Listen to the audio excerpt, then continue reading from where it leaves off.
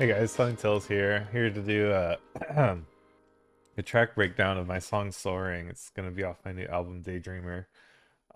Super simple track. It kind of has this like almost language from Porter Robinson style to it, just very bright and like happy. Um, definitely happy. Yeah, I'll just get right into it. So the intro starts off with this hold on, let's see, this piano. And this is True Pianos, and I have it on Diamond with the release turned all the way up. Oh, a little bit of reverb, I didn't even notice that. Um, and then I just have this cutting the low end, cutting the low end again, and then boosting the highs. And then I have a compressor on here. It's personally, I haven't looked at this project in a while. I would have preserved some of the transients a little bit by turning the attack up, but just leave that as it is for now. And then I think, and then let's see.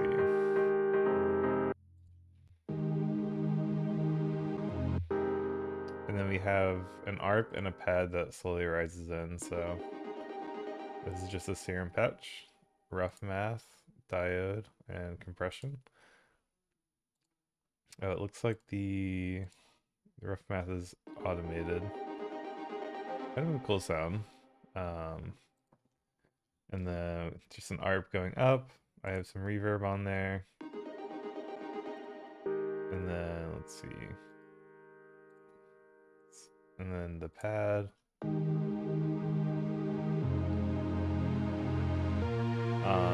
So we'll get into some of the stuff in a second, but yeah, just a pad that comes in. And then we have a mid bass. This is how I typically, when I'm making a song like this, most of my songs off the album Daydreamer are like this. Basically, how I make this mid bass. Well, actually, this one's a little different than what I normally do, but we should have a saw and a square with some unison, tube distortion, OTT. And then I'll put an amp on blues and dual just to make it wide. And I'll turn it down a lot in the mix, but it adds like some grit to the pad, so playing it together sounds like that. And then I just have cutting the low end. And I'll go ahead and get into this. So basically what I do when I'm um when I'm trying to fit things into the mix, I'll sidechain a soothe onto it. So for instance, this whole melody group up here um is being ducked. So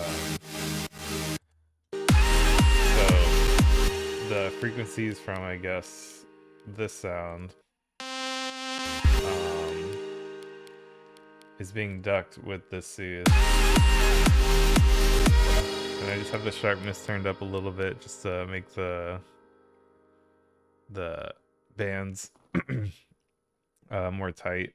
And then yeah, so that's what I was talking about earlier with the soothe. This one is being sidechained from 26, which is the ARP. So the ARP is ducking the pads as well.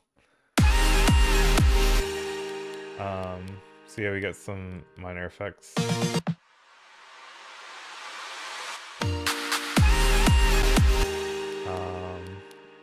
So we went over all that. Like I said, it's a super simple sound. And then drum fill. So it's standard snare drum into a double reverb clap. And then we have the vocal chops. I'm not sure if this is all one. It is all one vocal chop. I think I pitched them around maybe. I might have consolidated it, so it might not have the pitch. Oh no, they still have the pitch, so some of them are pitched up 5. Um, Not sure where I got this vocal to be honest, but this is the original vocal.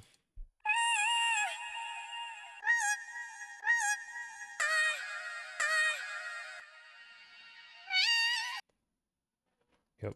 And I don't know how I got that one sound. Oh, it's because of a totally different vocal chop. And this is the other vocal chop.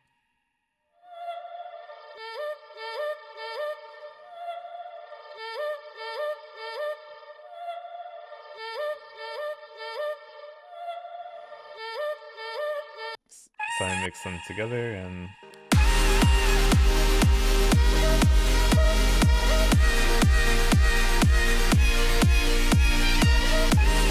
then we'll get into the lead sound.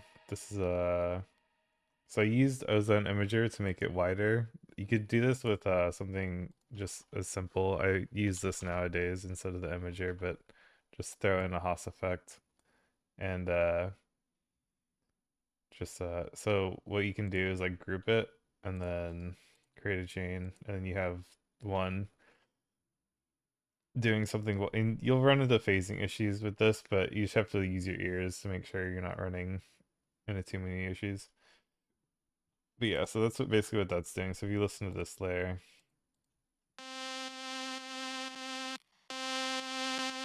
this one's a lot wider. So I just have that dialed in a little bit to make it more wide. Um, I wish the sound was a little bit louder in the final mix, but that's besides the point. Boosting the highs a little bit. This auto pan isn't even being used. And the main sound is this.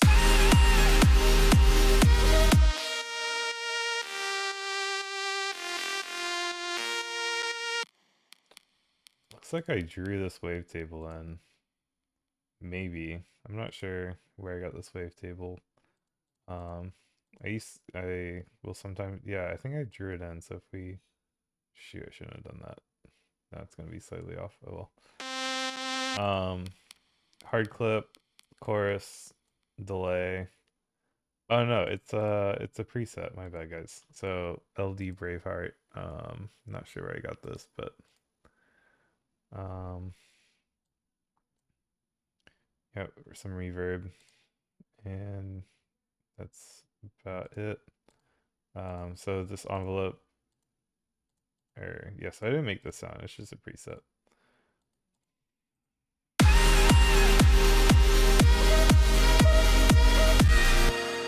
And then the drums, I programmed them all in. So I have these hats and this tom. This tom is doing a lot of work. I really enjoy this tom in there. It's like a tom hat. um, yeah.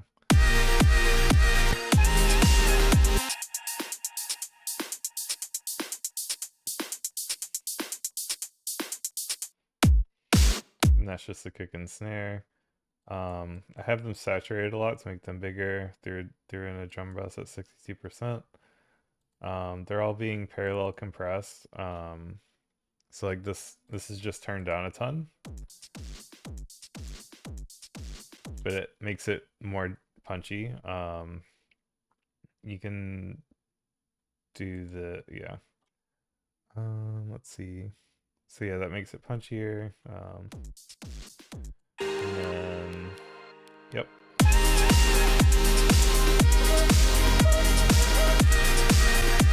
Yeah, and then we have this. So what this is. Alright, okay, so what I have, let's turn off these effects real quick.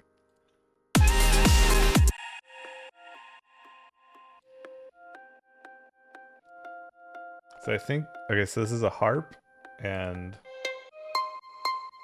a Nexus patch. So both of these are playing the same notes. And what I did is I reverbed them a ton, so EQ'd them. And then I put in an auto pan just to make it like a pumping effect. And then I auto panned them to pan left and right. Probably wouldn't have done it that much, but oh well. And then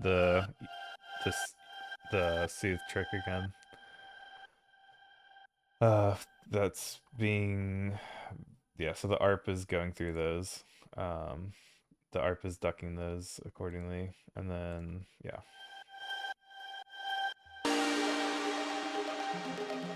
Breaks into the ARP.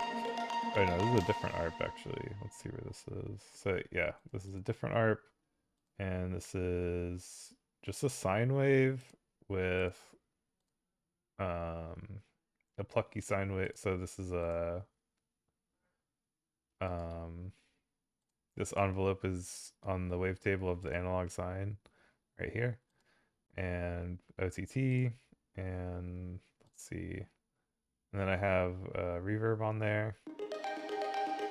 Sounds a lot better than I thought it would, honestly, but yeah.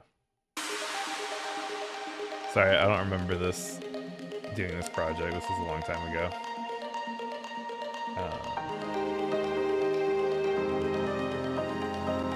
And then I drew in a lot of this like piano MIDI. I think I played the original piano MIDI. Let me see. No, I did not. Wait, maybe I did. Let's see. No, I did not. Okay. But yeah, so this piano MIDI I drew in. Let's see. And yeah, sounds like this.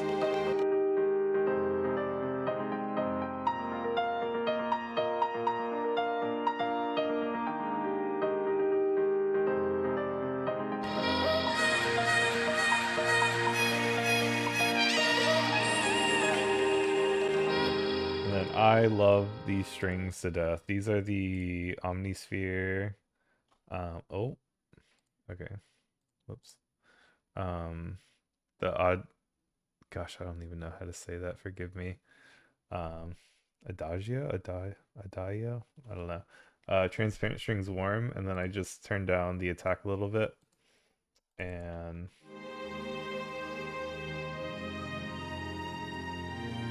then I have the melody notes turned up a bit, and the velocities.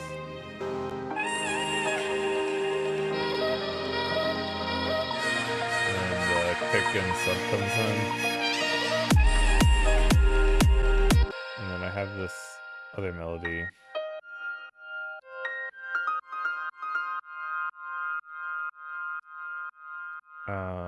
Yep.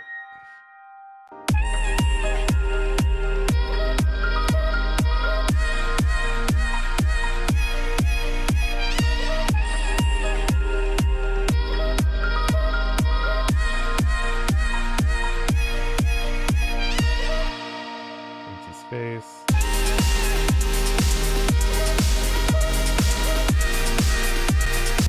So one thing I like to do, when I have empty space here, I made a tutorial on this, but it didn't get a lot of views, so I'll just go ahead and mention it here. So right here,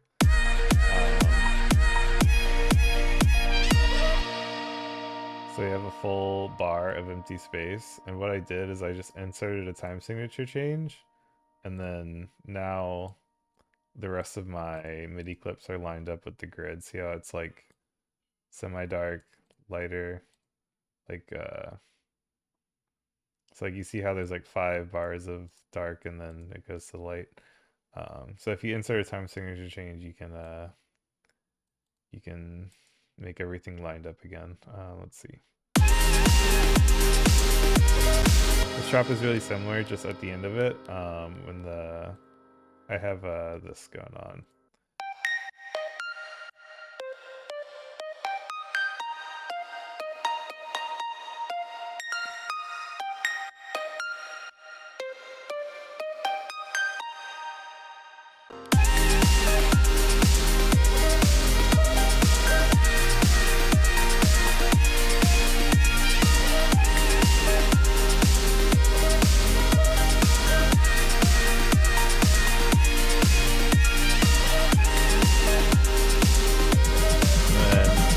Back to the drum fill into the stop to end it all off.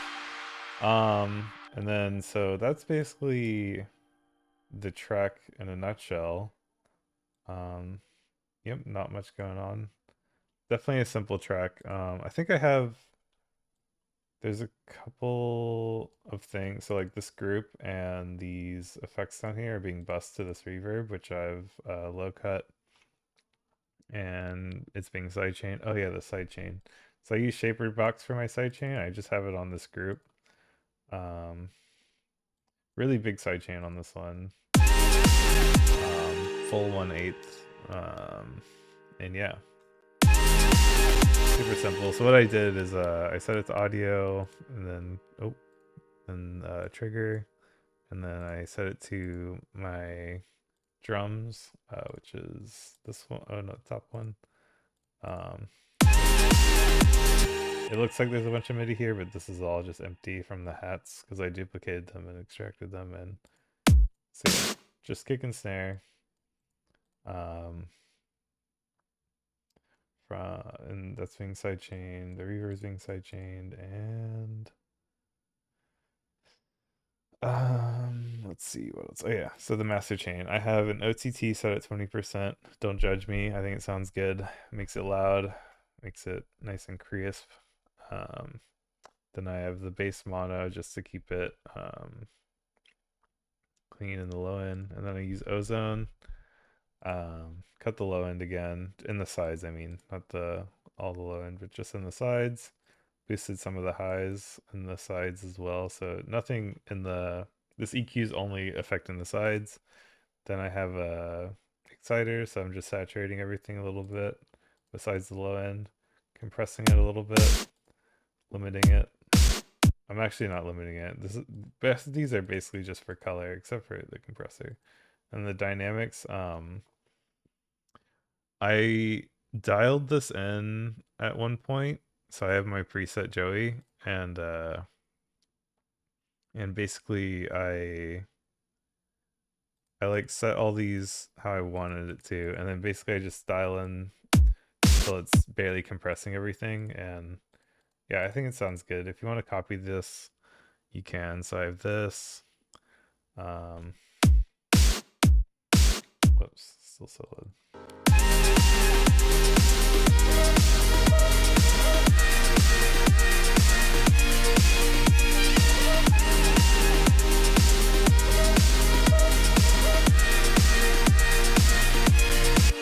Yep, if you want to copy that, you can.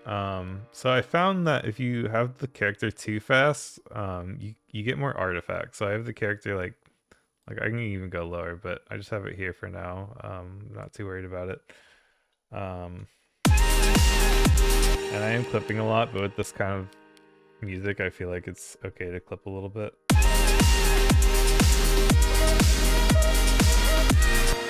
And yeah, there's definitely some dynamics still, which is good.